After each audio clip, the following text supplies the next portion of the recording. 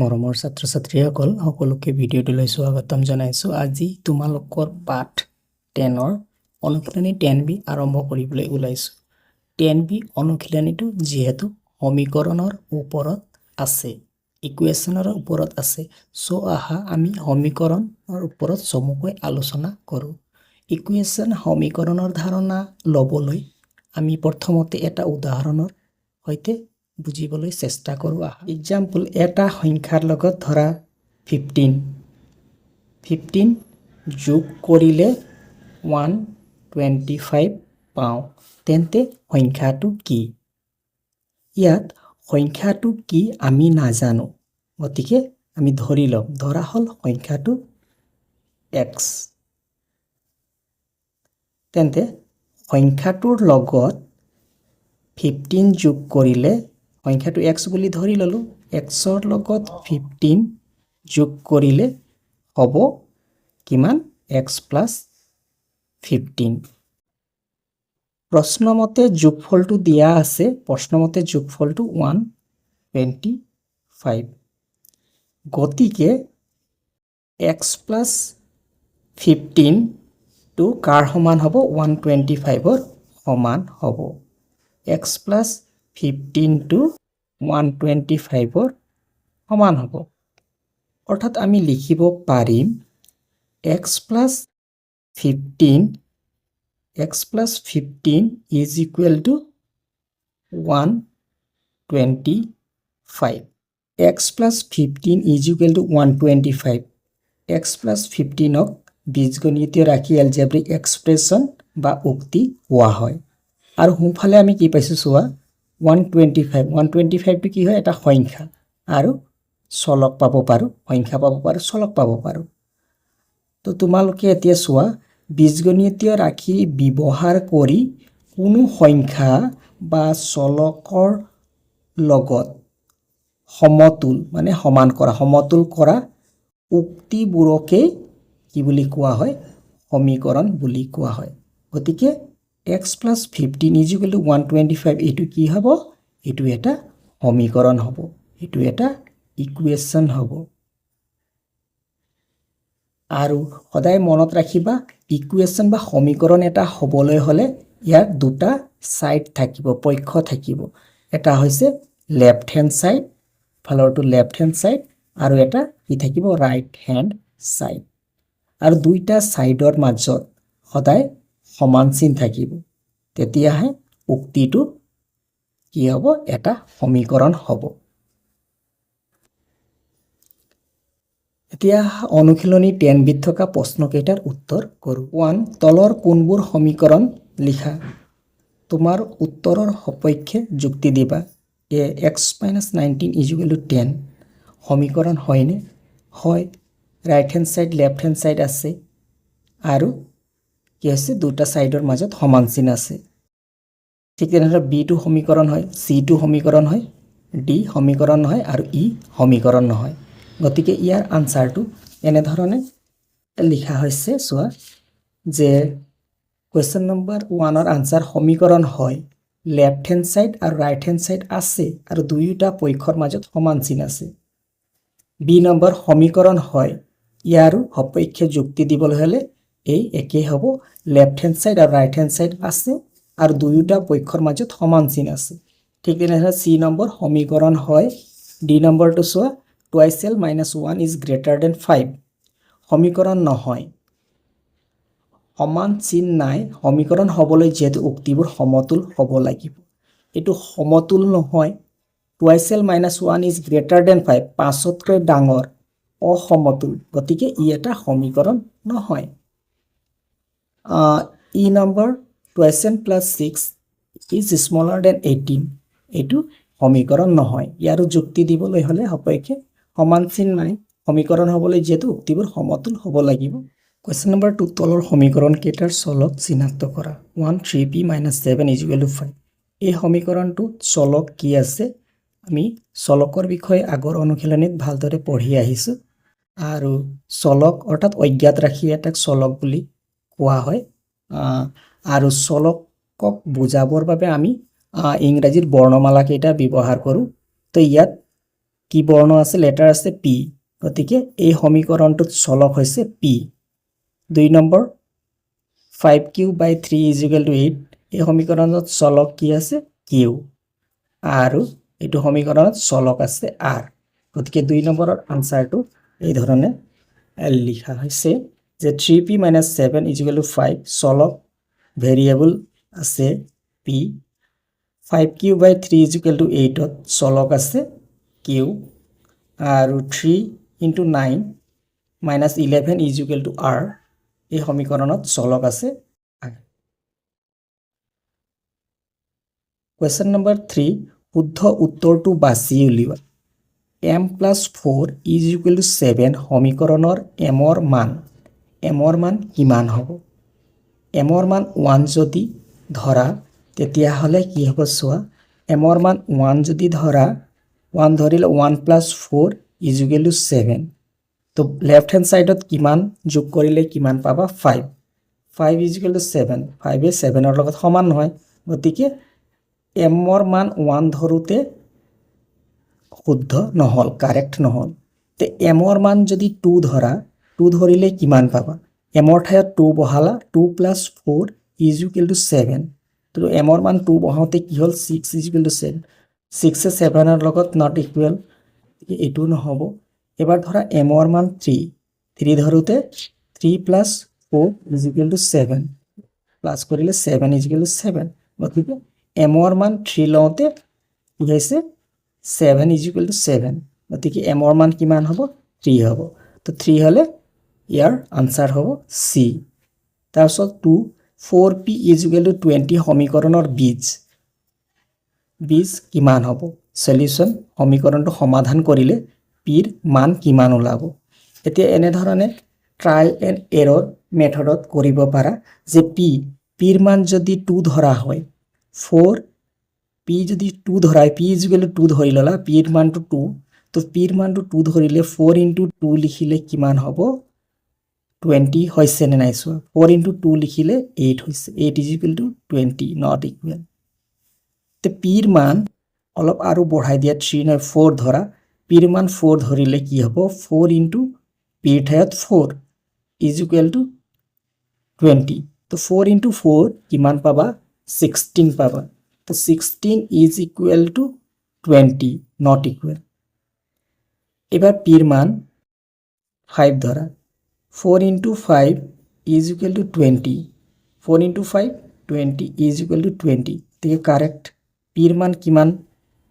হোৱা গ'ল 5 গতিকে p ৰ মান কত আছে 5 b ত আছে গতিকে b আনসাৰটো কাৰেক্ট 4 1 তালিকাখন পূৰ্ণ কৰা x থাকোতে বীজগণিতীয় ৰাশিটো হ'ল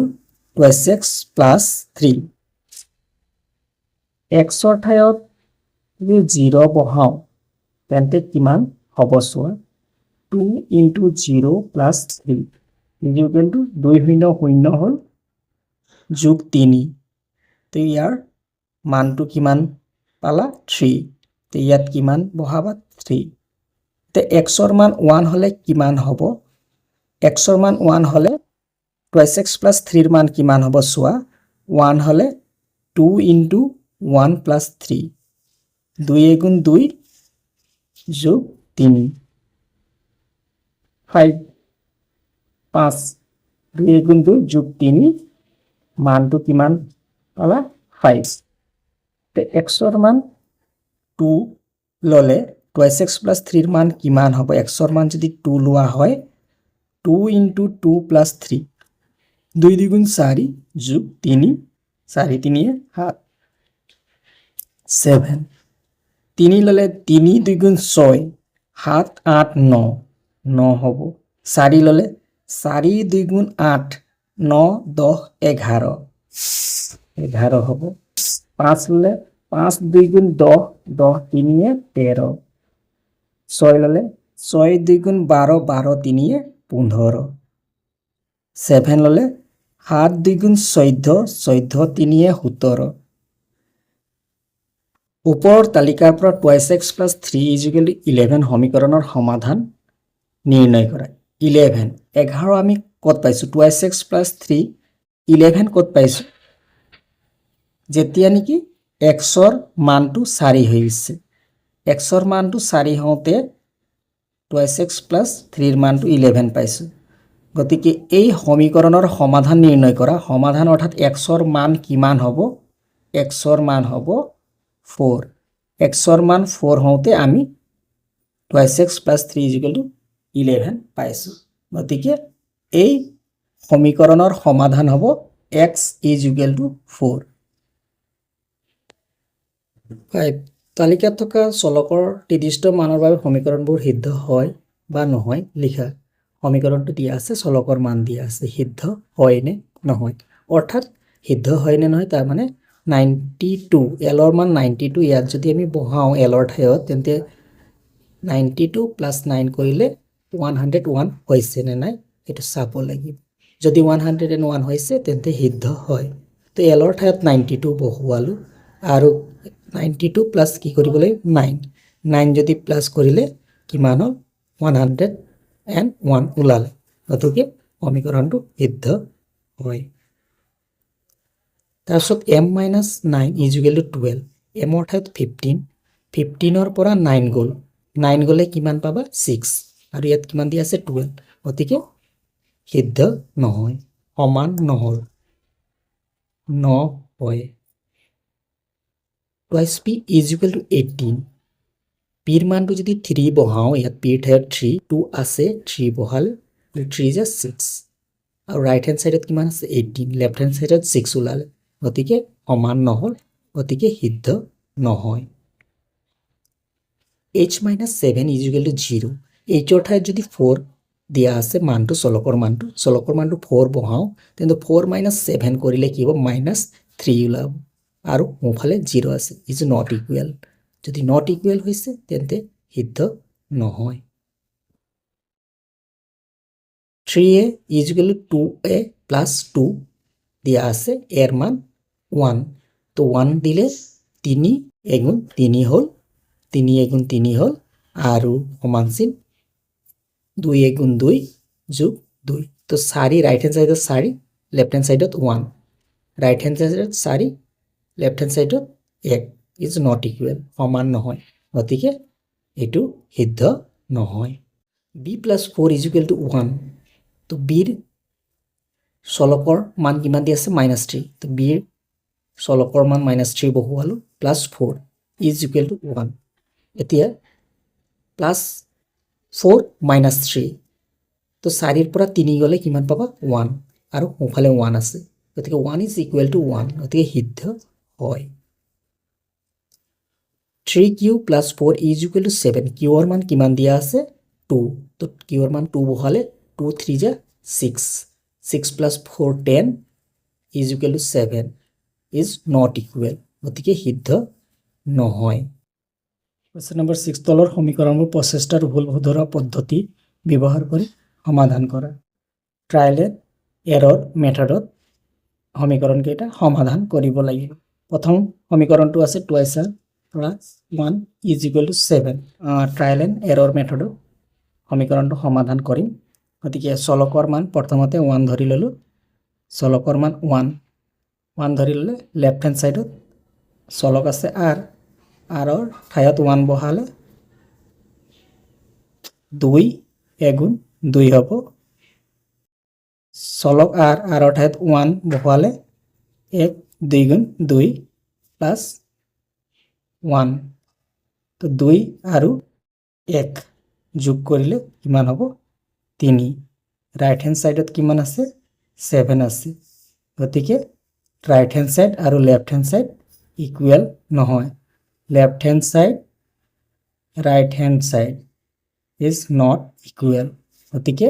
মূল নহয় আর চলকৰ মান 2 বহালে কিমান পাও চাও হা r ৰ ঠাইত 2 বহালে 2 into 2 2 2 গুণ 4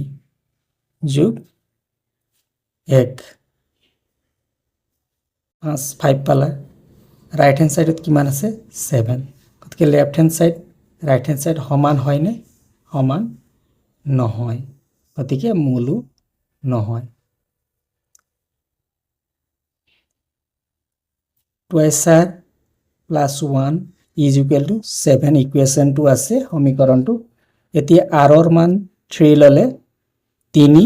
2 গুণ 6 যোগ 1 সমান 6 1 7 লেফ্ট হেণ্ড সাইডত 7 ৰাইট হেণ্ড সাইডত 7 গতিকে সমান হয় গতিকে মূল হয় গতিকে twice r plus 1 is equal to 7 এই সমীকৰণটোত মূল কি হ'ব চলকৰ মান কিমান হ'ব 3 হ'ব 2 নম্বৰ প্ৰশ্ন হৈছে 4m ইজ ইকুৱেল টু 24 সমীকৰণটো হৈছে 4m ইজ ইকুৱেল টু 24 তে চলকৰ মান যদি 1 ধৰা তেতিয়া কি হ'ব চলক আছে m ৰ মান 1 ধৰিলে 1 into 4 left hand side of 4 right hand side of 24 গতিকে left hand side is equal to right hand side নহয় সমান নহয় গতিকে মূলো নহয় m ৰ মান 3 ললে কি হ'ব m ৰ ঠাইত 3 বহালা 3 4 যা 12 24 left hand side কি পালো 20 left hand side কি পালো 12 আর right hand side 24 এতিয়াও left hand side আর right hand side সমান হোৱা নাই গতিকে মূলো নহয় চলকৰ মানটো 6 ললো তো 6 4 গুণ 24 আর right hand side 24 আছে সমান হয় গতিকে 6 টু এই সমীকৰণৰ m ৰ মানটো কি হ'ব 6 মূল হয় to have ইয়াৰ আনসাৰ 7 তলৰ পৰিস্থিতিবোৰ সমীকৰণেৰে প্ৰকাশ কৰা 1 3 কিলোগ্ৰাম চাউলৰ মূল্যৰ লগত 10 টকা বিয়োগ কৰিলে 80 টকা পোৱা গ'ল ইয়াক কিহেৰে প্ৰকাশ কৰিব লাগিব সমীকৰণেৰে প্ৰকাশ কৰিব লাগিব 3 কিলোগ্ৰাম চাউলৰ মূল্যৰ লগত ইয়াত কি কৈছে 3 কিলোগ্ৰাম চাউলৰ মূল্যৰ লগত তো ইয়াত অজ্ঞাত ৰাখিটো কি আছে যে আমি 1 কিলোগ্ৰাম চাউলৰ মূল্য নাজানো গতিকে 1 কিলোগ্ৰাম চাউলৰ মূল্যটো প্ৰথমতে আমি ধৰি ল'ব লাগিব তেতিয়া 1 কিলোগ্ৰাম চাউলৰ মূল্য যদি আমি x বুলি ধৰি লওঁ তেন্তে 3 কিলোগ্ৰাম চাউলৰ মূল্য হ'ব 26 টকা 26 টকাৰ পৰা 10 টকা বিয়োগ কৰিলে কাৰ সমান হ'ব 80 টকাৰ সমান হ'ব গতিকে 7 নম্বৰৰ 1 সমস্যাটোৰ সমাধান এনেধৰণে কৰিছো যে ধৰা হ'ল 1 কিলোগ্ৰাম চাউলৰ মূল্য x টকা এতেকে 3 কিলোগ্ৰাম চাউলৰ মূল্য হ'ব 1 কিলোগ্ৰামৰ মূল্য x টকা 3 কিলোগ্ৰামৰ কাৰণে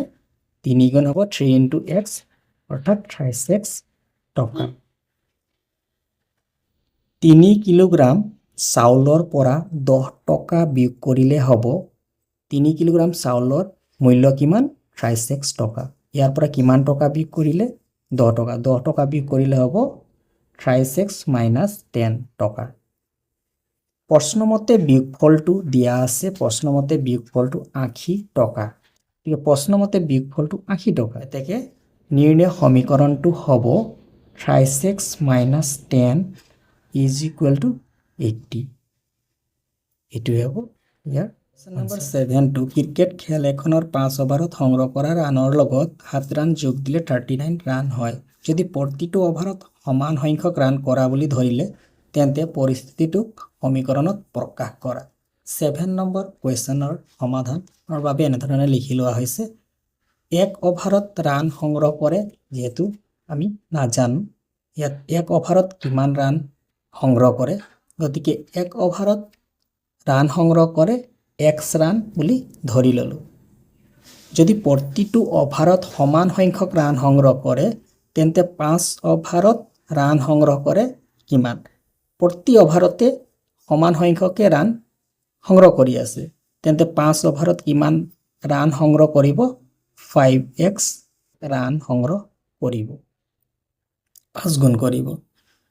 5 ওভাৰত সংগ্ৰহ কৰা ৰানৰ লগত 7 ৰান যোগ দিলে হ'ব 5 ওভাৰত সংগ্ৰহ কৰা ৰানটো হৈছে 5x ইয়াৰ লগত 7 ৰান যোগ দিয়া হ'ল প্ৰশ্নমতে যোগফলটো হৈছে কিমান 39